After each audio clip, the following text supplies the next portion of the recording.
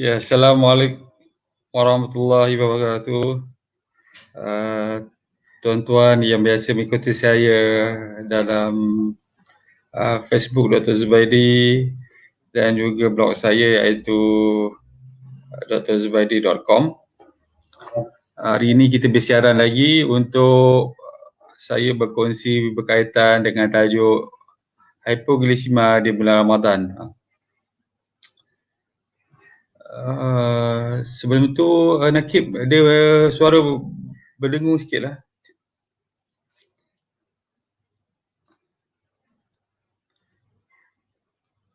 Terima kasih tuan-tuan yang mana meluangkan masa untuk mengikuti perkongsian saya. Seperti mana biasa, iaitu hypoglycemia ataupun kekurangan gula antara perkara yang biasa berlaku di kalangan orang yang berpuasa lah. Jadi hypoglycemia ni sebenarnya berlaku apabila tahap gula dalam darah kita terlalu rendah. Selalunya ia berlaku pada pesakit diabetes yang mengambil ubat anti-diabetes, tetapi keadaan ini juga boleh berlaku pada mereka yang bukan pesakit diabetes. Jadi dia boleh berlaku pada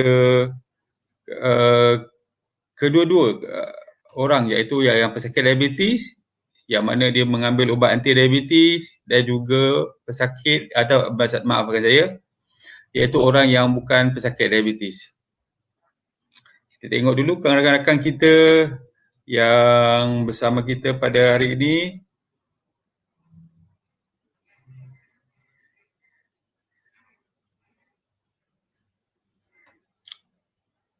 Okey, kita akan mulakan sedikit.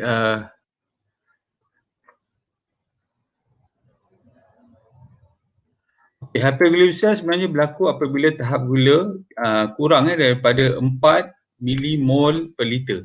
Ia akan memberikan tanda-tanda tertentu lah. Bila ia semakin rendah dan mencapai 3 mol, keadaan ini sangat berbahaya dan harus diberikan rawatan segera. Jadi apabila tahap gula ni semakin rendah sehingga mencapai 2.0 milimol per liter, pesakit boleh pingsan. Dan jika tidak diberikan rawatan segera, individu tersebut boleh meninggal dunia. Jadi bahaya sangat bagi orang yang mengalami hypoglycemia. Jadi apa tanda-tanda orang yang mengalami hypoglycemia? Tanda-tanda hypoglycemia sebenarnya bergantung kepada tahap toleransi seseorang itu terhadap gula yang berada di dalam tubuhnya. Jadi ada orang yang merasakan sedikit, ada yang merasakan teruk dan ada yang tak merasakan langsung. Antaranya ialah rasa pening, rasa sangat lapar, sakit kepala, tak boleh fokus pada pekerjaan yang dilakukan, berpeluh-peluh, menggigil dan pandangan berkabut. Malah ada yang mengalami hypoglycemia tanpa sebarang tanda. Ini yang saya beritahu. Tiba-tiba saja dia pingsan. Okey, hypoglycemia di kalangan pesakit diabetes yang seperti mana saya beritahu tadi, kebanyakan pesakit diabetes ini boleh mengalami hypoglycemia dalam dua perkara, iaitu mereka yang mengambil ubat anti-diabetes tetapi tidak mengambil sebarang makanan. Dia ambil ubat diabetes sebagai contoh tetapi dia tak ambil makanan. Terutamanya berlaku di kalangan warga tua yang mana kadang-kadang bila dah ambil ubat tu tak ada selera, makan pun sikit je. Jadi gula dalam darah tu tak banyak, bila makan ubat diabetes dia akan menjadi lebih turun menyebabkan dia hypoglycemia. Begitu juga di kalangan orang yang pesakit diabetes yang berpuasa.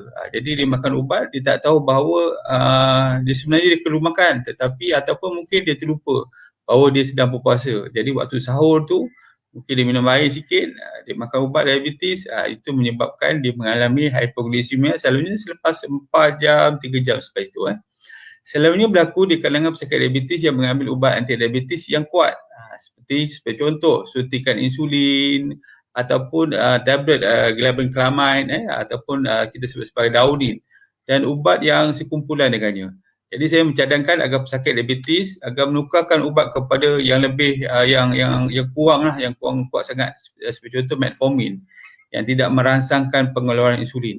Metformin ni sebenarnya hanya merangsangkan sel-sel otot lebih sensitif terhadap insulin yang dah ada. Jadi dia tak merangsangkan pengeluaran insulin, tetapi merangsangkan sensitiviti otot-otot terhadap insulin. Jadi kebanyakan pesakit yang mengambil metformin ni jarang mengalami hypoglycemia. Selain daripada itu, pesakit diabetes juga boleh mengurangkan dos ubat yang diambil. Selalunya saya mencadangkan kita kurangkan dulu. Bawahnya nak kurangkan, saya mencadangkan kurangkan separuh sebab pengambilan makanan terutama karbohidrat tu dah semakin berkurang, terutama apabila mereka berpuasa. Jadi ini semua bergantung kepada pemeriksaan doktor yang merawat. Jadi jangan orang cakap tu berani-berani menukar ubat dan sebagainya, sama ada menambah atau mengurang, ditakuti dia akan mengganggu keseimbangan ataupun tahap gula nanti. Jadi untuk sementara pesakit yang mengalami hypoglycemia boleh yang mana yang telah mengalami sedang mengalami hypoglycemia boleh diberikan minuman air manis yang mengandungi gula bagi meningkatkan tahap gula dengan cepat. Okay, jadi kita lihat rakan-rakan kita dulu yang ada bersama saya pada hari ini.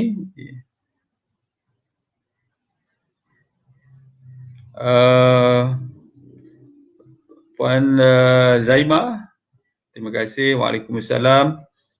Rozita Hamzah, waalaikumsalam. Cik Mai, saya pagi ambil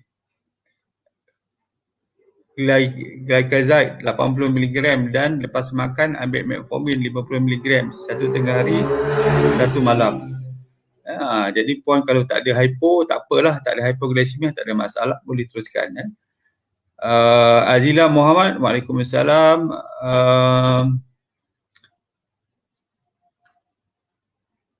Okey, insyaAllah kita sambung lagi. Okey, ada satu keadaan lagi bagi mereka pesakit diabetes ni. Kadang-kadang seperti saya sebut tadi, dia mengalami hypoglycemia. Maksud dia gula dalam darah dia turun sehingga 4. Tetapi ada juga satu lagi keadaan yang saya namakan sebagai pseudo hypoglycemia. Apa maksud pseudo hypoglycemia? Ialah keadaan di mana pesakit merasa seolah-olah mengalami hypoglycemia, tetapi apabila diperiksa tahap gula dalam darah menggunakan mesin glukometer, bacaannya normal. Sebab contoh, saya pernah dulu ada seorang pesakit yang tiba-tiba masuk ke dalam klinik, dibawa oleh anak dia. Dia kata, tolong doktor, bapa saya ni mengalami hypoglycemia. Jadi pesakit tu dalam usia 60-an dipapar oleh anak dia dan staf klinik masuk ke bilik rawatan. Bila dah baring semua, jadi saya cek gula.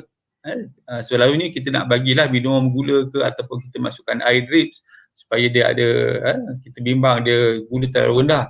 Tapi bila kita cek gula dalam darahnya, rupanya bacaan gula 8.4. Oh, tinggi tu. Tetapi kenapa mereka mula merasa hypoglycemia? Sebab ini disebabkan oleh penurunan gula secara mendadak di kalangan pesakit diabetes. Jadi dia akan memberikan tidak balas yang cepat.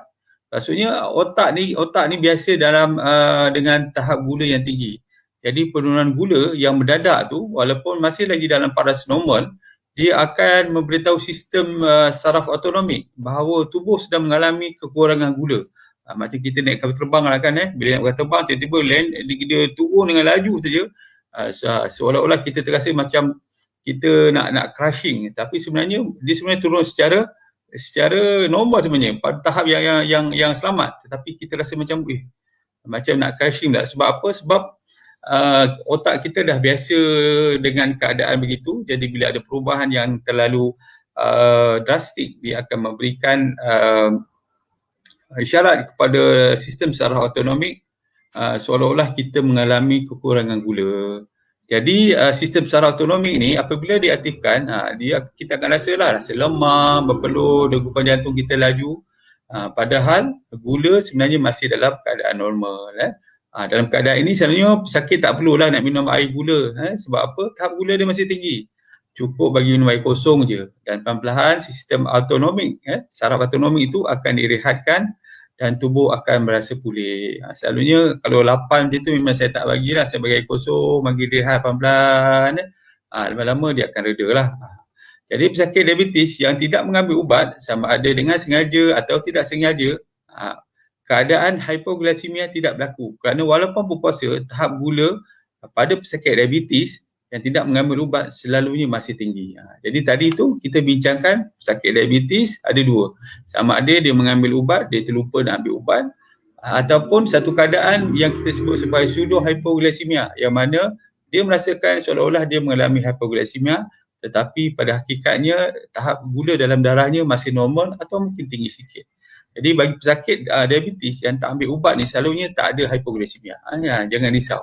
Selalunya memang gula dia masih lagi tinggi. Okey, kita tengok kawan-kawan kita, Puan Ayin Nur Hafizi. Waalaikumsalam.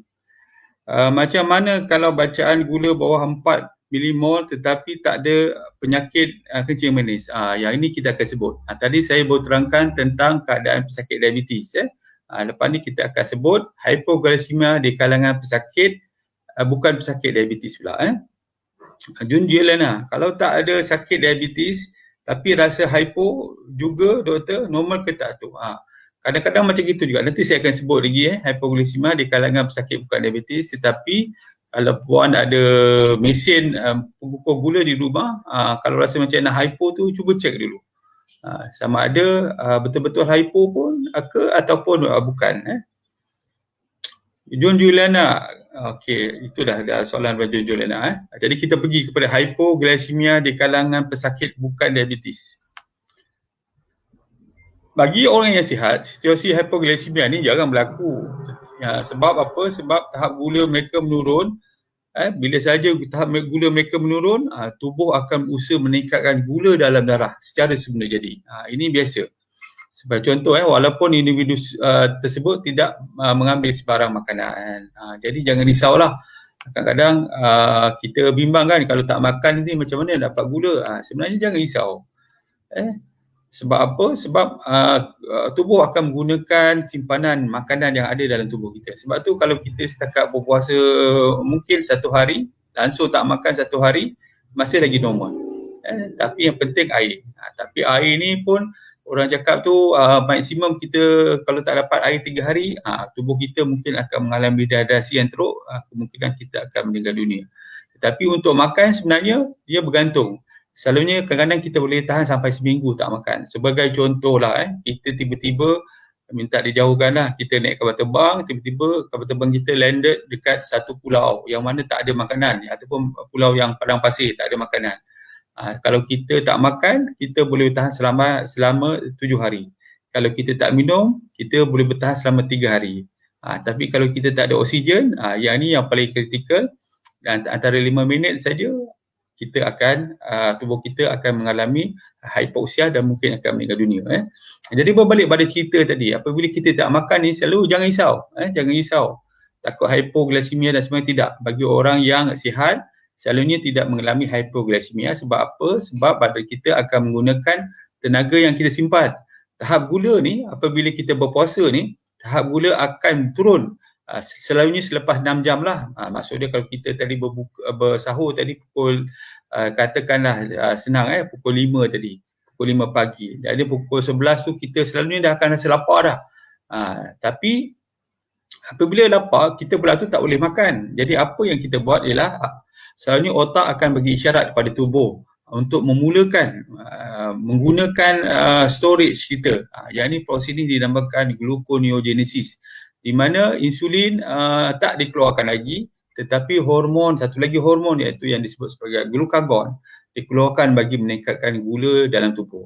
Jadi glukagon ni dia akan menggunakan simpanan makanan dalam tubuh kita yang disimpan di dalam hati, iaitu glycogen, untuk ditukarkan kepada glukosa. Glukosa ni lah yang akan menjadikan tenaga yang digunakan. Kalau katakan glycogen dah habis, tenaga akan menggunakan, tubuh kita akan menggunakan lemak pula. Lemak akan menjadi keton. Keton ni akan dia juga digunakan sebagai tenaga untuk kita menjalankan aktiviti seharian. Jadi sebenarnya jangan risau. Kalau kita tak makan, kita puasa, okey lagi, jangan risau. Tetapi ada juga keadaan di mana orang yang normal, seorang individu yang normal mengalami masalah hypoglycemia, walaupun tak mengalami masalah penyakit diabetes. Jadi macam mana tu? Jadi kita tengok. Sebelum tu kita tengok rakan-rakan kita mungkin yang dah ada bertanya dan sebagainya. Puan Zulina, doktor boleh beritahu di mana klinik? InsyaAllah klinik saya di Johor Bahru.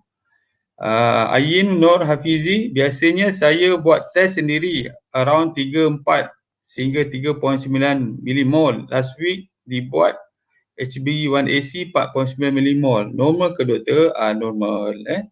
Cuma bawah 4 tu kadang-kadang boleh menyebabkan hypo.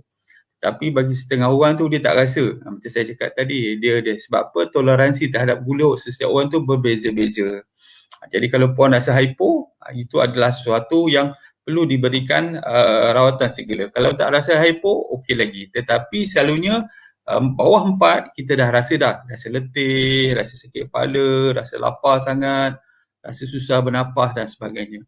Bawah kepada 2 selalunya dah pingsan. Jadi tetapi macam saya cakap tadi, setengah orang dah biasa dengan gula yang rendah sebab dia mungkin jenis orang yang selalu berpuasa ataupun orang yang kurang makan karbohidrat. Jadi gula yang rendah tu dah bagi dia adalah biasa. Tapi seperti mana saya beritahulah, selalunya bawah pada 2 tu memang dah pingsan. Jadi kita tak maulah keadaan macam itu kan. Maksud dia tiba-tiba kita duduk, kita rasa lemah, letih, tiba-tiba kita pingsan. Kita bimbang orang-orang sekeliling kita tak tahu apa nak buat. Ini berlaku pada kawan saya. Kawan saya pergi ke Indonesia sebab ada lawatan. Dia pesakit diabetes, dia pun mencucuklah insulin. Lepas orang cakap tu mungkin dia mungkin makan sikit dan tiba waktu pun dia pun injek insulin. Tetapi mungkin apa yang dia makan tu agaknya sedikit je lah. Kita dalam perjalanan kan, mungkin tak berapa selera dan sebagainya, makan sikit saja. Tiba-tiba dia mengalami hypo. Dan orang sekeliling pun tak tahu apa pun nak buat. Dia pingsan mula-mula. Dia dah lemah, letih, pingsan. Orang sekeliling tak tahu apa nak buat. Dan akhirnya dia meninggal dunia. Jadi bahaya ni hypoglycemia. Sebab tu kadang-kadang profesor saya beritahu selalu kata dia, biar hyperglycemia sikit. Maksud dia berlebihan, gula sikit tak apa. Tetapi jangan hypo. Kalau hypo, dia sangat emergency dan boleh menyebabkan kematian. Jadi kita tengok ni, apakah keadaan di mana orang yang tiada pesakit diabetes mengalami hypoglycemia. Okay. Hypoglycemia di kalangan orang yang bukan pesakit diabetes ni, dia ada 2 jenis. Yang satu kita sebut sebagai reaktif, hypoglycemia reaktif. Hypoglycemia reaktif ni berlaku selalunya beberapa jam selepas makan. Lepas makan dia mengalami hypoglycemia. Apabila kita makan terlalu banyak karbohidrat, terutamanya makanan yang mengandungi karbohidrat ringkas, seperti contoh nasi, mungkin gula yang kita letak dalam minuman kita, ini akan menyebabkan insulin yang dikeluarkan daripada pankreas ini keluar dengan banyak dalam masa yang singkat. Jadi apabila kita makan karbohidrat, terutamanya karbohidrat ringkas tadi, 3P yang saya sebut, iaitu putih atau nasi putih, tepung putih dan juga baras putih ni, dia menyebabkan insulin keluar dengan banyak dalam masa yang singkat. Yang ini yang menyebabkan tahap gula yang akan menurun secara mendadak dan ini menyebabkan hypoglycemia. Keadaan ini bermakna seseorang itu mungkin mengalami pre-diabetes dan keadaan ini juga dinamakan sebagai dumping syndrome. Dumping syndrome antaranya berlaku begitulah selain pada pembedahan. Setengah orang tu mengalami pembedahan perut disebabkan mungkin ada masalah dalam perut dia, mengalami ulcer yang teruk dan sebagainya, doktor melakukan pembedahan. Dan juga apabila seorang tu memakan makanan yang mengandungi banyak karbo. Jadi apa yang berlaku pada dia, mungkin dia mengalami hypoglycemia, dia akan rasa mengantuk, dia akan merasa letih, mata tak boleh nak buka, tu dia akan tertidur sekejap. Sebab tu ramai di antara kita bila makan je, terutamanya makan benda-benda yang manis, nasi yang banyak ataupun apa-apa saja karbohidrat yang menyebabkan peningkatan gula yang tinggi, kita akan rasa mengantuk sangat, kita rasa letih sangat, kita rasa nak tidur. Bila terbangun, baru kita rasa segar. Ini yang disebabkan oleh apa yang disebut sebagai hypoglycemia reaktif. Jadi fahamlah kita sekarang ni apa yang menyebabkan bila makan je kita mengantuk disebabkan dia. Jadi apa nak mengelakkan dia? Caranya ialah kita kurangkan pengambilan karbohidrat ringkas, kita mungkin tambahkan sikit dengan lemak sihat, nanti saya akan sebut lagi, dan juga protein yang sihat. Okey, itu yang pertama. Yang kedua, kita sebut sebagai hypoglycemic non-reaktif. Ini juga berlaku bila-bila masa, tak ada kaitan dengan makanan yang diambil. Selalunya ia berkaitan dengan penyakit yang mungkin tidak dikesan atau tidak diketahui. Maksud dia sebenarnya dia ada masalah tu. Dia sebenarnya ada masalah, cuma dia tak dikesan. Cuma tiba-tiba dia rasa macam letih, tiba-tiba rasa mengantuk, tidak bernafas. Lepas kemudian lama sikit baru dia okey. Punca-puncanya, antaranya ialah pengambilan ubat-ubatan. Contohnya kalau dia sebagai contoh dia ada masalah hypertension ataupun mengalami masalah tekanan darah tinggi, dia mengambil ubat beta blocker sebagai contohnya atenolol, propanolol, ataupun dia mengalami masalah degupan jantung yang tidak sekata yang kita panggil sebagai arrhythmia. Ataupun ubat penahan sakit pun juga boleh menyebabkan hypoglycemia. Dan juga ubat-ubat yang seperti tadi lah, iaitu ubat-ubat diabetes dari kumpulan insulin ataupun sulfonylurea, minta maaf, bila pengkelaman lah selalunya, ataupun daunil. Jadi bukan bermakna bahawa bila kita ambil ubat-ubatan ni kita kena berhenti, tetapi kita kena beritahu doktor saya ambil ubat ni, saya selalu sering mengalami hypoglycemia, mungkin doktor akan mengubahkan cara pemakanan ataupun mengurangkan dos atau mengubahkan pada ubat yang lain. Yang kedua, ketagihan arak yang menyebabkan kerosakan organ hati yang menghalang pengeluaran glukosa daripada simpanan. Jadi hati kita ni dia menyimpan makanan-makanan yang disimpan dalam bentuk glycogen tadi. Tetapi orang yang mengalami ketagihan arak ni yang menyebabkan hati dia dah rosak, yang itu juga menyebabkan dia tidak boleh lagi mengeluarkan simpanan makanan. Jadi kalau dia lapar sebagai contoh, dia memang akan mengalami hypoglycemia. Ataupun sakit yang mengalami kerosakan hati atas sebab-sebab yang lain, atau ginjal atau jantung. Jadi ketiga-tiga masalah ni pun boleh menyebabkan hypoglycemia.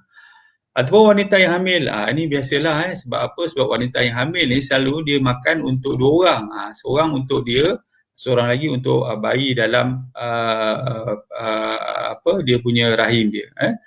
Jadi kalau dia katakan dia hamil kembar, maksud dia mungkin dia makan untuk 3 orang. Jadi inilah yang menyebabkan kadang-kadang makanan dia makan tu memang tak cukup. Jadi kadang-kadang dia mengalami hypoglycemia secara tiba-tiba. Yang ini kita kena faham. Jadi kita kena bagilah makanan pada wanita yang hamil ni dalam kadar yang mencukupi. Kita kena faham bahawa mereka makan bukan untuk seorang. Yang kelima, tumor pada organ pankreas yang kita panggil sebagai insulinoma yang menyebabkan pengeluaran insulin yang berlebihan.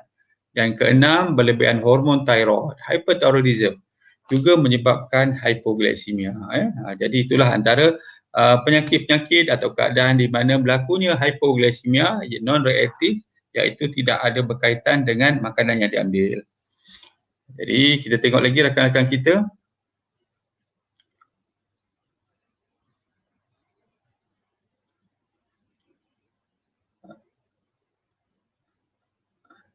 Saya minta maaf jika saya tak membaca nama tuan-tuan sebab mungkin dia tak keluar dalam Facebook saya ni. Yaya, terima kasih. Zulina, doktor boleh bagi tahu di mana klinik? Saya dah beritahu tadi. Johor Bahru. Ina Nur Hafizi, biasanya saya buat test sendiri, saya dah beritahu 3.4 hingga 3.9 milimol last week dibuat. HbA1c 4.9, normal kan doktor? Normal. Jun Juliana, proses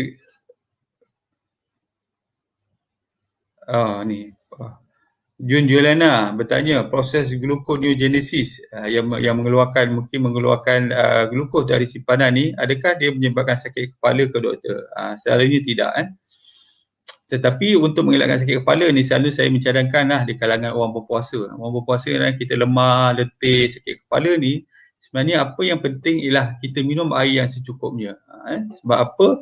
Sebab glukos sebenarnya boleh ada dalam simpanan tubuh kita, tetapi air memang kita tak ada simpan. Dia ada simpanan sedikit buat sementara, tetapi perlahan-lahan kita akan melihat air kencing kita akan menjadi pekat, menjadi keruh, menjadi hancing, ataupun dia akan keluar sedikit. Itu bermakna kita sudah mengalami dehidrasi. Selalu waktu petang lah, dah pukul 5, dah pukul 6, kalau kita kencing, memang kencing kita pekat ataupun dia dah menjadi keruh. Itu bermaksud air dalam tubuh kita dah semakin dah semakin berkurang. Kalau esoknya sebagai contoh kita terus tidak minum air, kemungkinan air kencing kita menjadi terlalu sikit dan terlalu keruh. Mungkin nampak macam merah-merah sikit, kita rasa mungkin ada darah dan sebagainya. Itu bermaksud kita kurang minum air. Yan Nur Hafizi tanya lagi, sejak saya amalkan intermittent fasting, bacaan gula saya memang rendah. Macam dah 6 bulan saya buat IF. Bagus. Rendah ni bagus sebenarnya. Sebab rendah ni bila kita rendah, kita menjalankan aktiviti, badan kita akan membakar lemak. Jadi untuk membakar lemak sebenarnya, gula dalam tubuh dia akan menjadi rendah dulu, baru dia akan mengaktifkan proses apa yang kita sebut sebagai lipolysis, iaitu membakar lemak tu lah. Kalau gula kita tinggi, maksudnya kalau kita makan setiap 2 jam memang tak akan berlaku. Kenapa?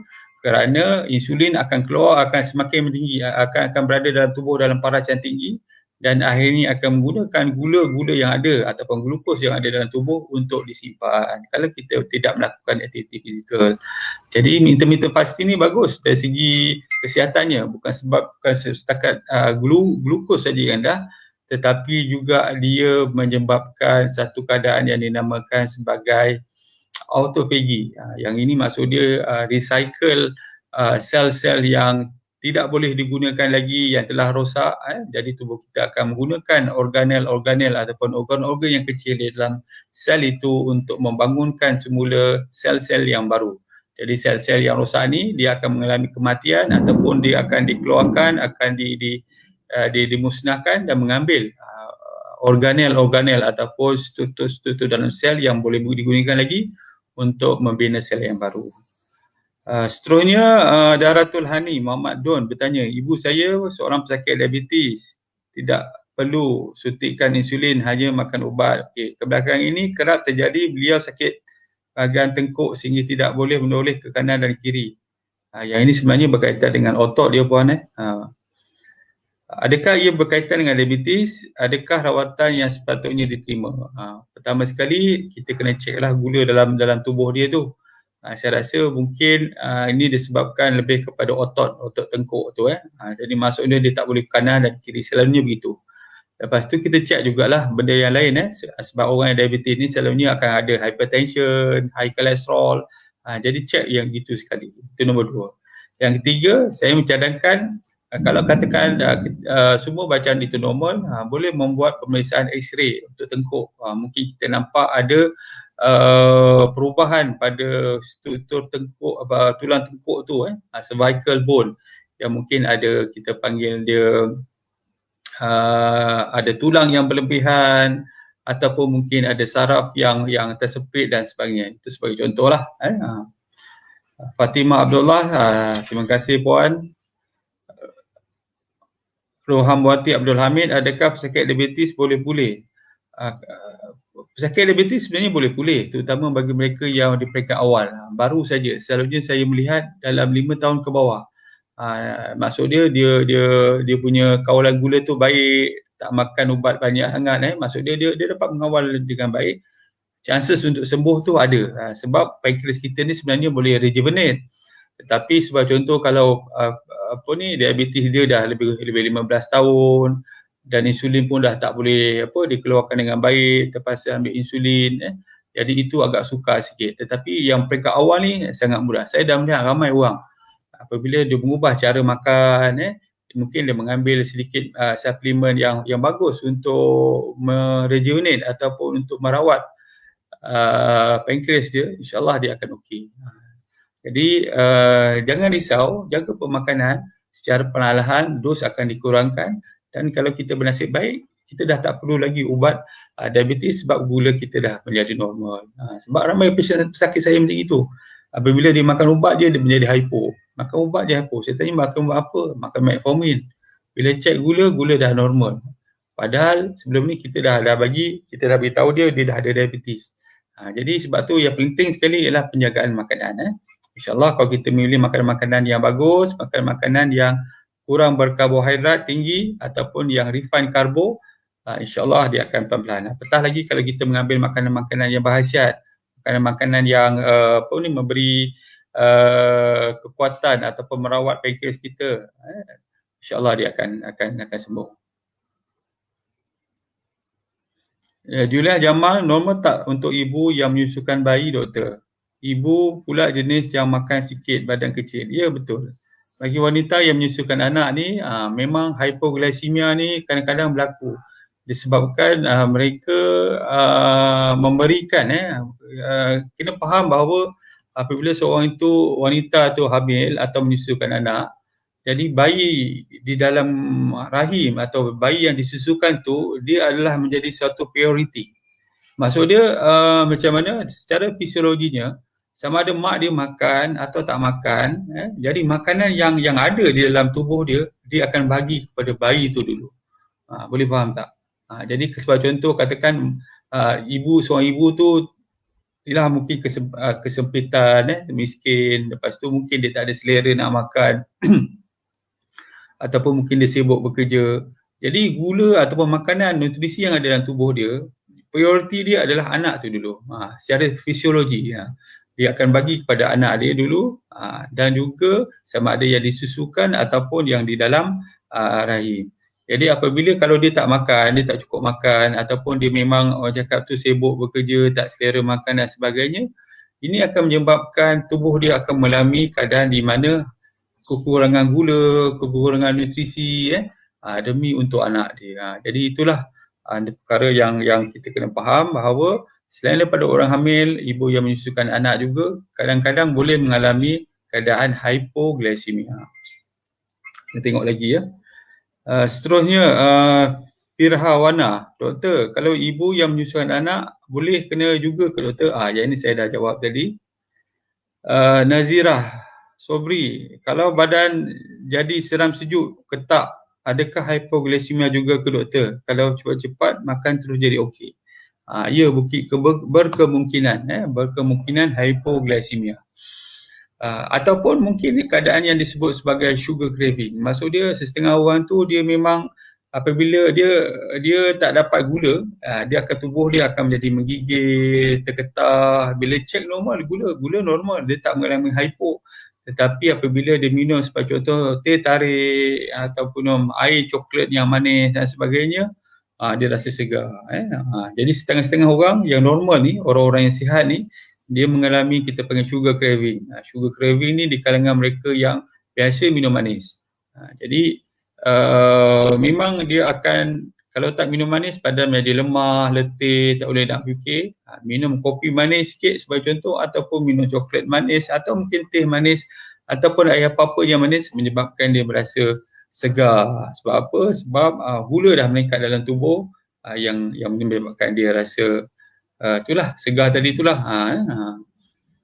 Jadi itu mungkin disebabkan sugar craving. Jadi apa nak buat? Sugar craving ni berbahaya sebab kalau kita tak jaga, kemungkinan kita akan mengalami pre-diabetic. Pre-diabetic ni kalau tidak atau dibiarkan, dia mungkin mengalami diabetes. Selalunya pengalaman saya melihat pesakit pre-diabetes ni selalunya antara 3 tahun, 2 atau 3 tahun begitu. Kalau dia terus menjalankan kehidupan sehariannya macam gitu, dia tak ubah. Memang selalunya antara 2 hingga 3 tahun terus jadi diabetes. Itu peringkat awal. Kalau katakan dia terus saja walaupun diabetes, dia tak mengawal cara hidup dia, kemungkinan yang inilah dikatakan diabetes yang agak sukar sikit, yang kronik, yang agak sukar untuk disembuhkan. Jadi pankreas dia dah menjadi penat, dah menjadi fatigue.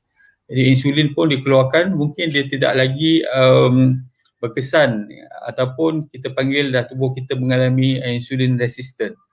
Yang itu yang menyebabkan masalahnya apabila sakit diabetes ni agak sukar untuk mengawal gula dalam tubuh.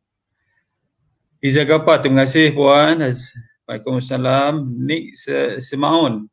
Doktor, apa pendapat doktor tentang diet Atkins? Adakah kesan buruk pada organ-organ penting dalam tubuh? Saya sebenarnya tak naklah macam tu memburukkan mana-mana diet. Walaupun saya mengambil diet intermittent fasting. Atkins ni sebenarnya bagus sebenarnya untuk mereka yang obese, untuk menurunkan berat badan secara cepat. Tetapi saya mencadangkan dia bukanlah amalan ataupun menjadikan budaya dalam pemakanan. Sebab kita hanya memakan kebanyakannya hanyalah protein. Dan protein ni pula kadang-kadang protein apa saja jenis protein, sama ada dia berproses ke, dia tak berproses ke, yang orang cakap tu saturated fat ke atau saturated protein daripada haiwan-haiwan ialah protein haiwan sepatutnya daripada lembu, kambing, bukan boleh tak makan, tetapi kita sebenarnya nak mengurangkan makan protein haiwan ni jangan terlalu banyak. Sesekali makan boleh, tapi jangan terlalu banyak sebab masalah-masalah itulah, masalah kolesterol dan sebagainya. Jadi Atkins ni bagi mereka orang yang terlalu obes ataupun orang yang diabetes bagus pada saya. Mungkin kita boleh amalkan 3 bulan, 6 bulan, maksimum setahun, sebab dia bukanlah amalan biasa. Itu pendapat saya. Sebab gigi kita kalau kita tengok pun dia memerlukan karbohidrat. Jadi antara karbohidrat yang bagus kita makan adalah sayur-sayuran. Sedangkan Atkins menghalang orang makan karbohidrat. Jadi dia makan kebanyakannya protein saja. Bagus, tetapi jangan menjadikan amalan. Kalau intermittent fasting lain, intermittent fasting adalah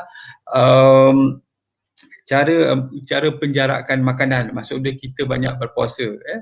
Banyak puasa tu maksud dia dalam Islam pun bagus, dalam agama-agama lain pun ada amalan-amalan berpuasa. Maksudnya dia telah diamalkan dari dulu lagi.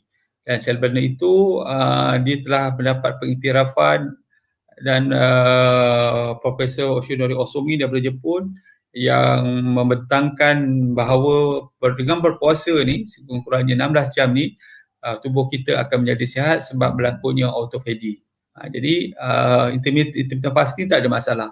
Cuma kadang-kadang intermittent fasting ni orang campurkan dengan ketogenic diet. Maksud dia bila waktu makan tu dia tak makan banyak karbo, dia makan sedikit saja karbo. Ketogenic diet. Ada juga yang ambil Atkins saja. Maksud dia ambil protein saja, iaitu mengamalkan Atkins. Memang lagi cepat turun. Tapi saya bimbang setengah orang, terutama orang muda apabila dia mengamalkan makanan contohnya terlalu banyak daging ataupun terlalu banyak protein ataupun terlalu banyak lemak, dia tak dapat bertahan. Maksudnya dia lepas dah kurus dia dah mulalah dia nak makan craving benda-benda lain dan akhirnya akan menjadi gemuk semula. Bila menjadi gemuk atau obes semula ni pada masa itu kita bimbang BMR kita dah semakin rendah. Untuk kita kuruskan balik badan kita, dia dah lebih sukar daripada percubaan yang pertama. Sebab BMR kita dah mungkin dah menurun sikit. Sebab tu kalau tanya saya, untuk mengurangkan berat badan secara drastik bagus, tetapi sebenarnya bukanlah pengamalan yang baik untuk kehidupan kita. Itu jawapan saya lah, pandangan saya. Okey, apa lagi kita tengok lagi soalan-soalan yang ada. Rafidah dia tanya, doktor, macam mana rasa autophagy? Autophagy sebenarnya tak ada rasa. Dia sebenarnya proses yang berlaku dalam tubuh kita. Apabila kita berpuasa selama 16 jam, jadi sel-sel yang rosak ni kalau dibiarkan, sepatutnya dia mati. Tetapi sel yang rosak ni kalau dia biarkan hidup, dia akan mungkin mencetuskan sel yang mutated ataupun bermutasi. Jadi kanser, mungkin penyakit-penyakit lain dan sebagainya. Jadi sel-sel yang rosak ni seharusnya mati ataupun dimusnahkan. Tetapi sebab dia tak mati tu, dia boleh menjadi penyakit-penyakit yang lain. Jadi apabila kita tidak makan, jadi bila kita tak makan je, sepatutnya kita ada protein daripada luar, lemak, karbohidrat. Jadi apabila tak ada benda-benda ni, sebab kita tak makan, tubuh kita akan menggunakan sel-sel yang dah rosak ni. Maksudnya apa yang ada dia akan gunakanlah untuk merawat tubuh kita atau membina sel-sel yang baru. Jadi itulah proses dalam tubuh. Kalau rasa sebenarnya tak ada rasa. Cuma bila ini berlaku apabila kita tak makan atau berpuasa 16 jam. Jadi tak ambil sebarang makanan kecuali air, dia akan berlakulah proses autophagy ni. Ain dah tanya tadi Dina Khalil, terima kasih berkongsi. Siapa lagi? Nurul Fatihah Ayub, autophagy for the wins. Yes. Memang untuk orang yang berpuasa, sebab tu saya menggalakkan kita menjarakkan makanan. Yang terbaik ialah antara 16 jam lah. Ada yang buat 23 jam ada yang mungkin buat beberapa hari, itu terserah. Pada saya yang paling penting kurang-kurangnya kita menjarakkan makanan 6 jam. Itu memang body kita lah, badan kita memang bukan dicipta ni untuk sentiasa makan. Dia kalau untuk makan setiap 2 jam ni atau sentiasa makan ni, dia ada satu lagi makhluk lembu, dia memang makan sentiasa. Tetapi manusia ni memang dari zaman dulu kita ada kadang-kadang badan kita ni dicipta untuk berlapar, ada makanan kita makan. Jadi penjarakan masa waktu makan ni di zaman moden ni saya mencadangkan sekurang-kurangnya 6 jam. Maksudnya pemakanan 3 kali sehari. Paling bagus 2 hari sekali. Jangan risau sebab apa kita makan. Sebab apa kita dah biasa dari segi ialah kita diajar makan pada waktu dan sebagainya. Tapi kalau zaman dulu kita makan apabila kita ada makanan. Sebab zaman dulu kan kita atau nenek kita sebab contoh dia orang pergi berkebun, berladang dan sebagainya, bawa makanan sikit bila dah lapar betul. Itulah konsep tu. Bila berlapar betul, yang selalunya berlaku selepas 6 jam kali terakhir kita makan, baru mereka makan untuk mendapatkan tenaga. Tapi kita ni kerja kebanyakan di dalam ofis, tak banyak bergerak dan sebagainya. Kadang-kadang rasa lapar tu sebenarnya bukan betul-betul disebabkan oleh kita tak makan, tapi kadang-kadang disebabkan oleh kita kekurangan air. Jadi minum air dulu. Bila rasa hilang lapar tu selalunya disebabkan oleh kita mengalami dehidrasi sebenarnya. Jadi jangan rasa lapar terus makan. Minum air kosong dulu. Berkemungkinan signal ataupun isyarat daripada otak tu ni memberikan isyarat yang mengelirukan. Dia ingat kita lapar tetapi sebenarnya kita kekurangan air. Itu dia punya trik lah untuk mereka yang ingin melakukan diet intermittent fasting selepas bulan Ramadan ni. Bulan Ramadan ni pun sama. Kini bulan Ramadan puasa syar'i ni disebut sebagai dry fasting. Maksudnya kita tak boleh minum air. Bagus juga sebab apa, dia punya kesan tu sebenarnya lebih banyak berbanding dengan kita panggil dia wet fasting. Cuma kita kadang-kadang tak boleh tahan lah, tak boleh tahan. Tetapi tuan-tuan kena faham bahawa pokok yang berada di padang pasir ni sebenarnya dia mempunyai antioksidan yang tinggi disebabkan ketahanan kepada stres yang dia ada alami. Kekurangan air, cahaya matahari yang panas, keadaan yang berdebu, tetapi dia boleh hidup dengan baik. Begitu dengan tubuh kita. Apabila kita belajar untuk kehidupan yang tahan lasak. Jadi tubuh kita ni sebenarnya akan menjadi lebih sihat. Jadi jangan risau kalau kita tak makan kerana badan kita memang mengalami mempunyai simpanan makanan. Jadi bila makan betul-betul, pilih makanan yang berkhasiat. Apabila kita tak makan, kita berpuasa, jangan risau, dia akan makanan yang kita simpan tu akan digunakan semula sebagai tenaga. Okey, kita tengok lagi Syakirin Azman. Kalau menyusu pun 3 kali pun kalau menyusu pun 3 kali pun okey je dok. 3 kali macam mana? Gula 3 ke macam mana ni? Macam mana saya cakap tadi lah, bahawa menyusukan anak ni memang memerlukan banyak nutrisi, bukan setakat kalori saja, dia memerlukan banyak nutrisi. Jadi kena pilih makanan-makanan yang berkhasiat sebab nutrien tu dia akan pergi kepada anak dia dulu, sama ada kalsium, lemak sihat dan sebagainya tu, vitamin, mineral semua pergi kepada anak dulu. Sebab ibu yang menyusu dan hamil perlu betul-betul menjaga makanan. Bukan makan banyak tetapi memilih makanan yang bernutrisi. Makan banyak ni kadang-kadang orang ambil fast food, ambil jajan, ambil makanan-makanan yang mempunyai karbohidrat ringkas yang tinggi. Lepas tu ambil pula tu processed food. Yang itu sebenarnya walaupun dia mempunyai kalori yang bagus tetapi sebenarnya dia tidak memberi nutrien pada anak dia. Jadi kita bimbang nanti dalam kandungan berlakunya kecacatan peringkat awal lagi.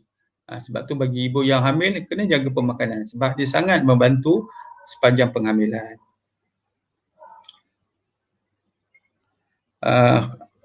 Khala Liza, doktor, kalau kita buat 12 jam boleh ke dan makan suku-suku separuh? Boleh pun bagus juga.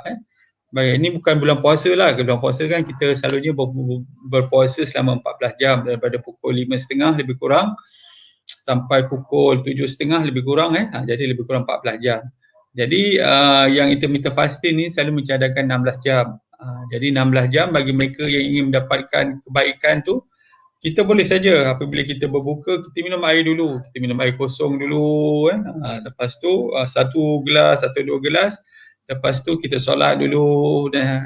Kita solat maghrib dulu. Lepas tu mungkin solat isyak. Lepas solat isyak, baru kita makan. Jadi kita makan dalam pukul 9.30 gitu, dah menjadi 16 jam. Itu bagi orang yang ingin mengamalkan apa yang disebut sebagai diet Islamik, intermittent fasting.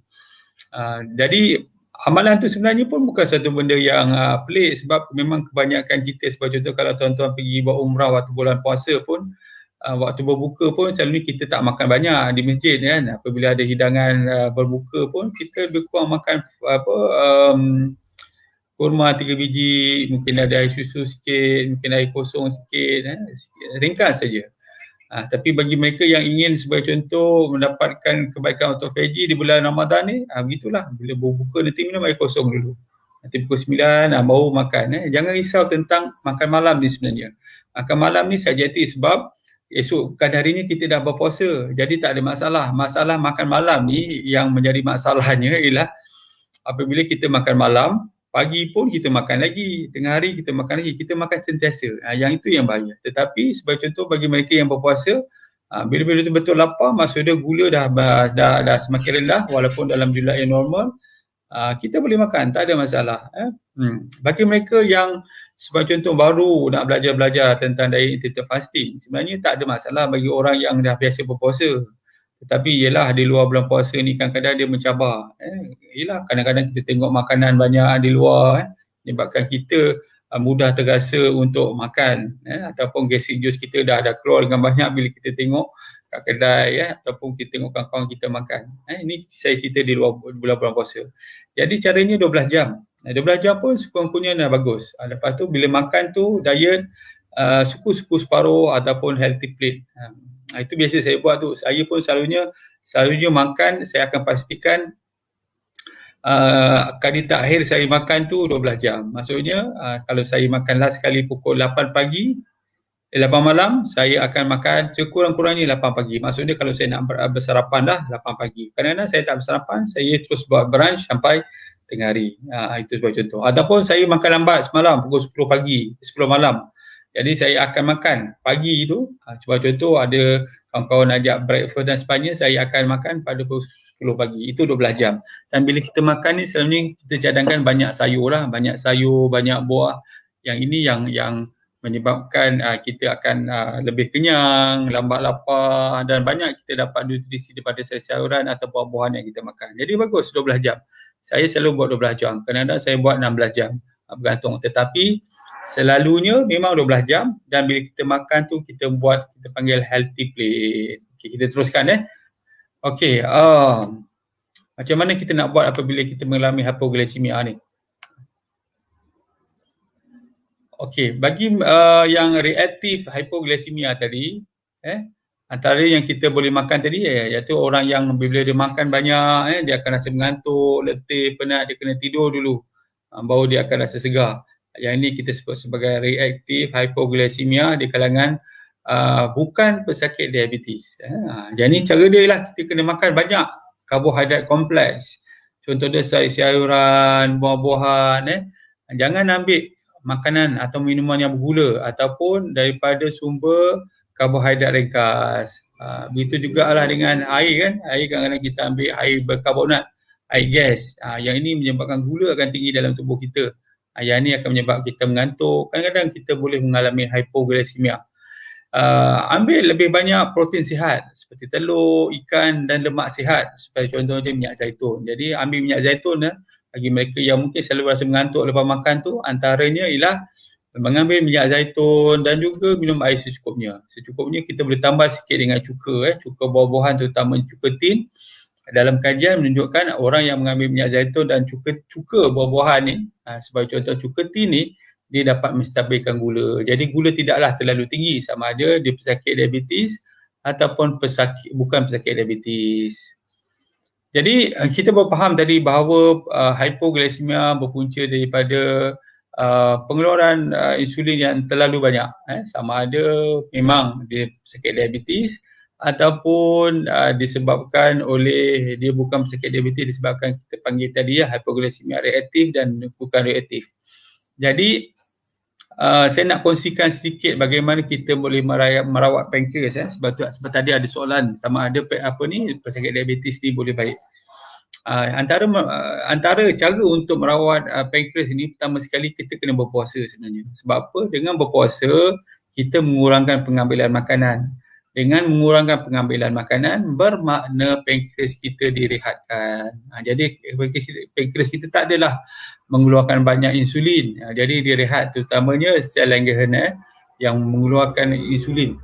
Jadi ujung tu, tip dekat dia punya ujung pankreas tu ada satu sel-sel, kumpulan sel-sel yang kita panggil sel Langerhans, yang mana apabila kita makan banyak karbo, dia akan mengeluarkan insulin. Jadi bila kita berpuasa, sel-sel ini direhatkan. Itu paling penting, bila direhatkan.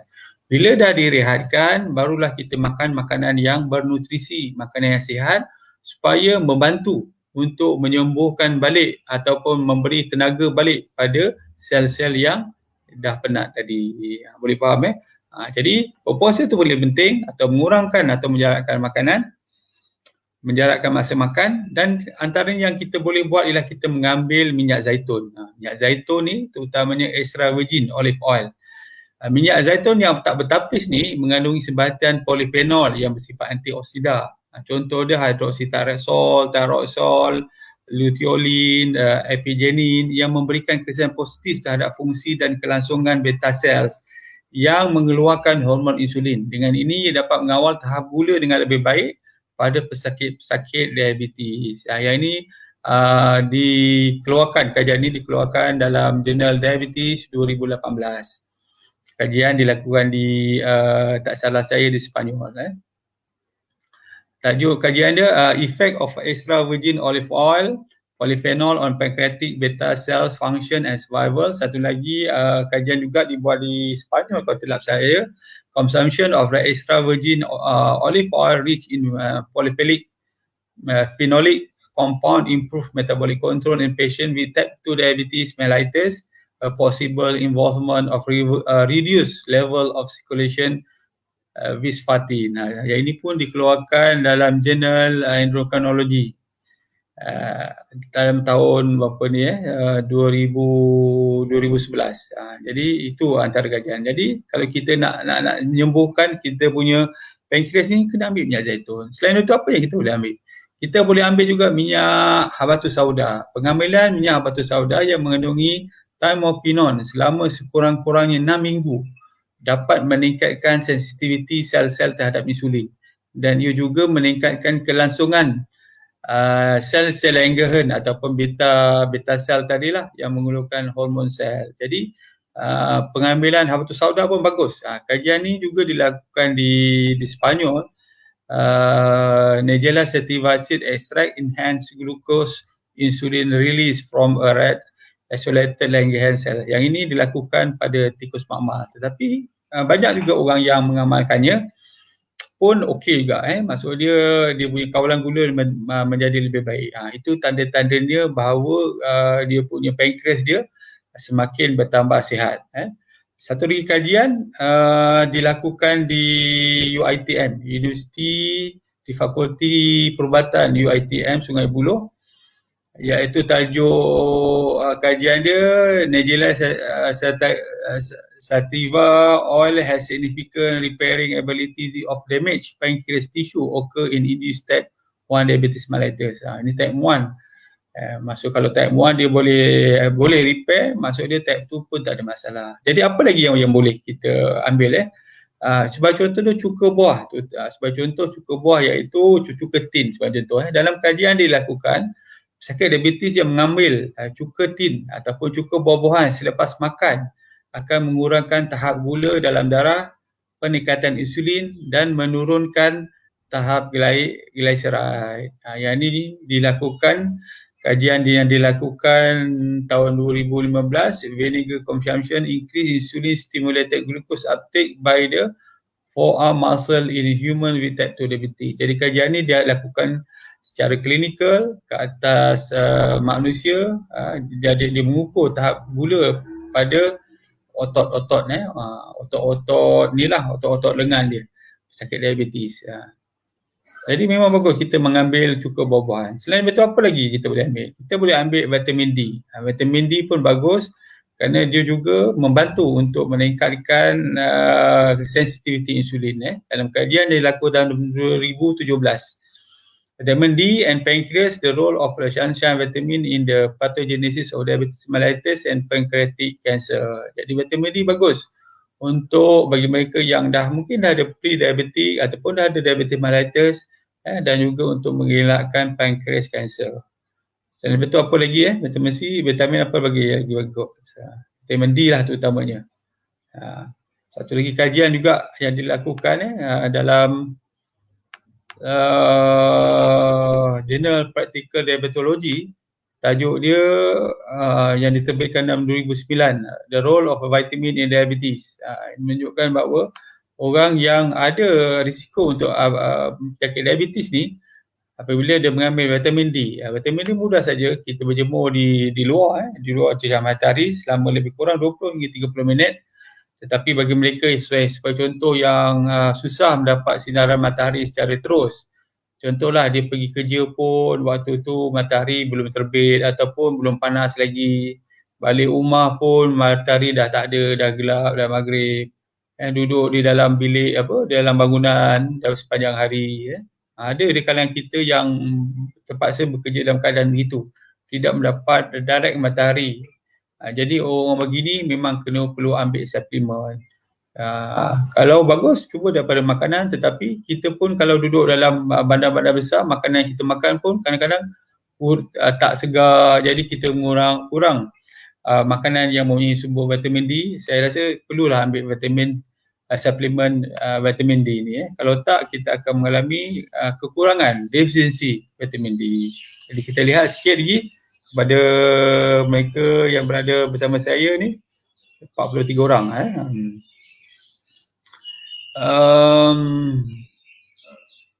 Roham Wati bertanya, boleh cadangkan suplemen bagi menurunkan bacaan gula? Saya dah sebut tadi antaranya ialah makanan. Kalau makanan, minyak zaitun, cuka buah-buahan, batu sauda.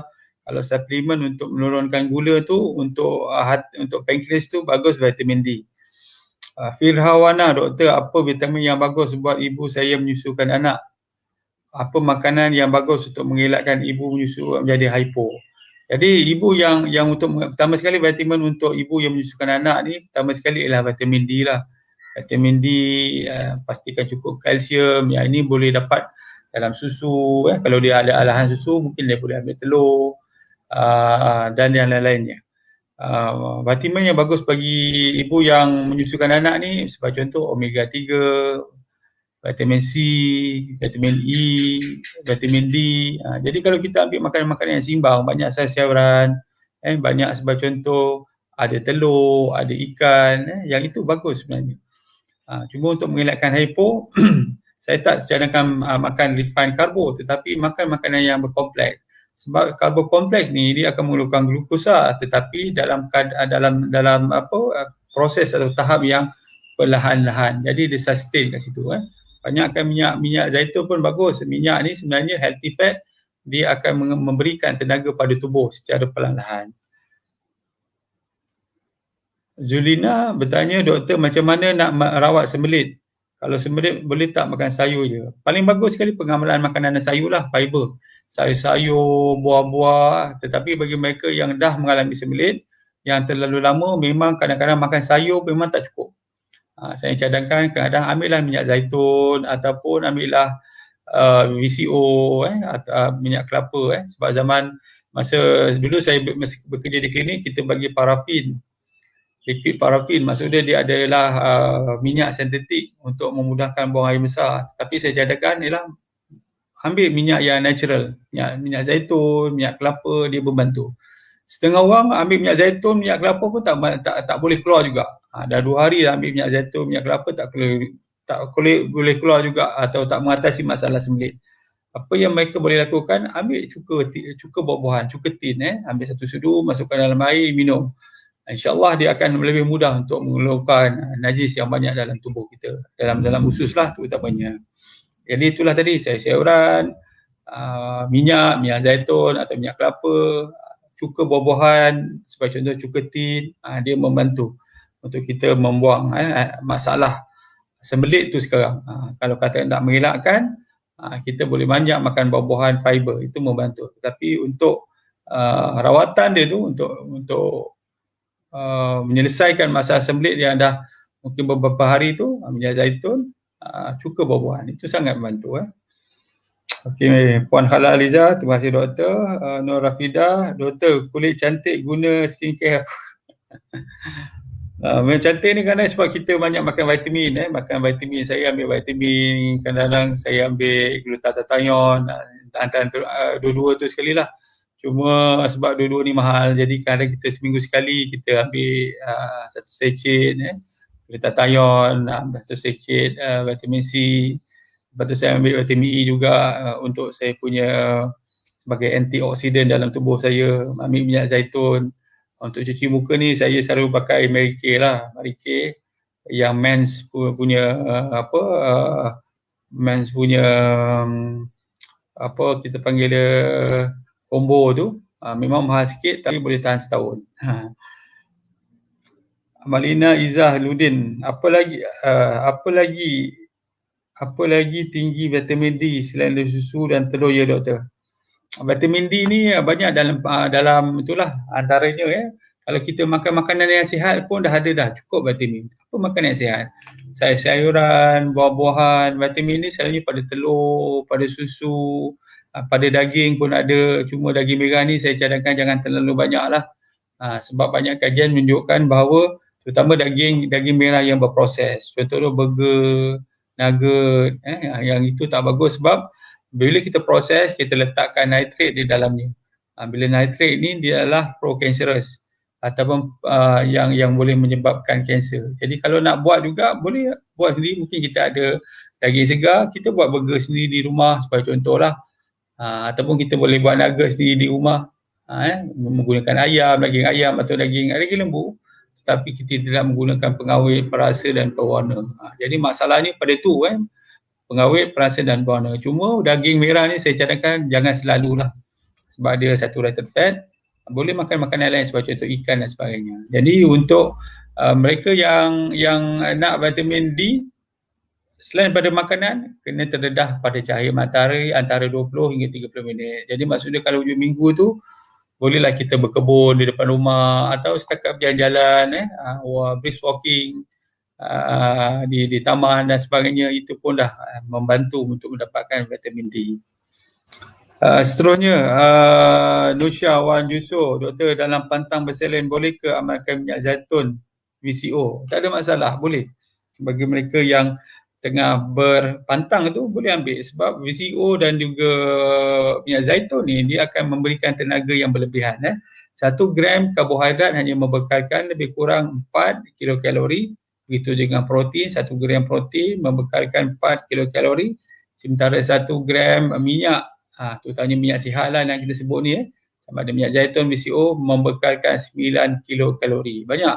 Jadi walaupun mungkin kita tak mengambil makanan yang banyak, tetapi kita mengambil 1 sudu, 2 sudu dah cukup. Jangan ambil terlalu banyak sebab kadang-kadang bila ambil banyak dia menyebabkan kita mungkin mengalami ketinggian cerit berit, tapi sebenarnya lemak minyak yang kita makan tu dia tak hadam, dia mengeluar bersama najis, jadi najis kita mudah keluar. Jadi bagi mereka yang lepas melahirkan anak, pengambilan minyak zaitun dan juga atau minyak kelapa sangat bagus. Jadi saya rasa setakat ini dulu perkongsian saya bersama tuan-tuan. Boleh melihat semula rakaman Facebook live ni nanti, dan juga saya mungkin akan simpan nota-nota ni di dalam blog saya drzubaidi.com, boleh cari di sana. Jadi insyaAllah kita bertemu lagi minggu hadapan pada waktu yang sama, 1 tengah hari. Sekian, wabillahi taufiq wal hidayah. Assalamualaikum warahmatullahi wabarakatuh.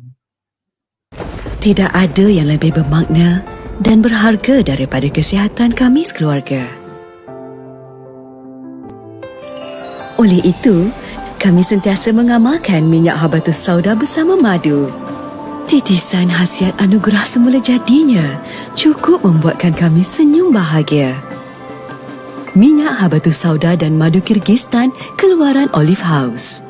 Pilihan keluarga kami.